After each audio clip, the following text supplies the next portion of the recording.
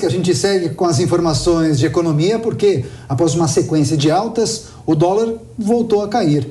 Hora de chamar o nosso especialista em economia e finanças, Luiz Arthur Nogueira. Luiz, seja bem-vindo. Uma ótima noite a você. O que foi que aconteceu no mercado financeiro nesta quinta, hein?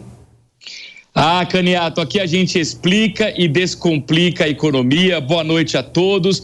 Hoje foi um dia de recuperação, depois do tombo aí dos últimos dias, da frustração do mercado financeiro com o texto do novo arcabouço fiscal. Hoje houve uma recuperação leve do índice Bovespa, que subiu 0,44% aos 104.366 pontos, mas apesar desta recuperação no ano, o prejuízo ainda é grande, de 5%. Ou seja, quem investiu, por exemplo, R$100 mil na virada do ano, hoje tem R$95 mil, prejuízo, portanto, de 5% na Bolsa de Valores. O dólar caiu um pouquinho, 0,6%, vendido a R$ 5,05, mas o dólar, de fato, só vai voltar àquele patamar da semana anterior, abaixo de R$ 5,00, se o Congresso Nacional mostrar para o mercado financeiro de que ele pode melhorar o texto do novo arcabouço fiscal. E o que seria essa melhoria? Em primeiro lugar, reduzir aquelas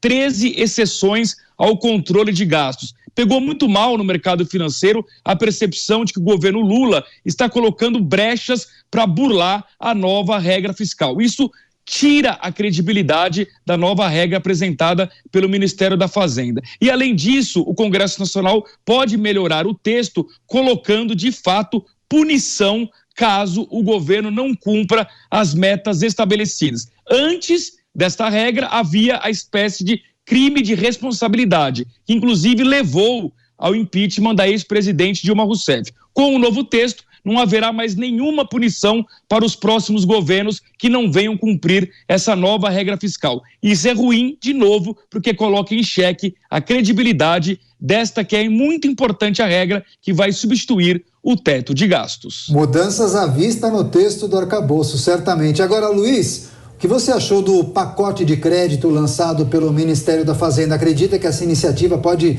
ajudar uma eventual redução dos juros?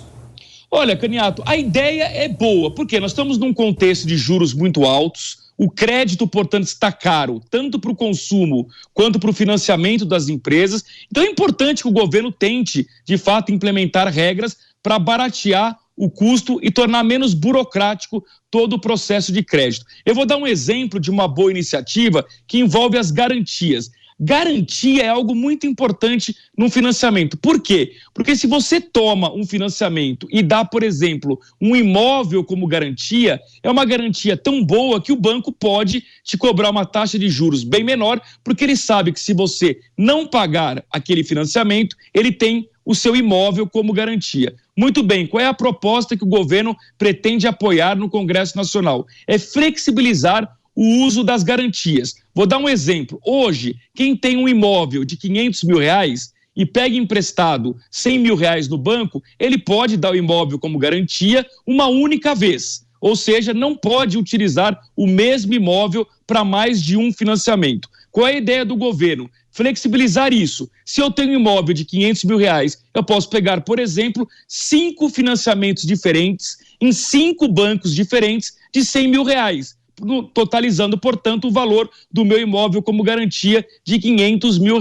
Isso vai, de alguma forma, incentivar o mercado de crédito, as pessoas vão poder tomar mais crédito. A única ressalva que eu faço, Caniato, é para que as pessoas tenham cautela, porque o contexto ainda é de juros muito elevados, as famílias já estão super endividadas, então qualquer passo no sentido das pessoas pegarem mais financiamentos precisa ser feito com muita cautela, com muita educação financeira, para que no final da história o resultado não seja famílias quebradas, o que seria muito ruim.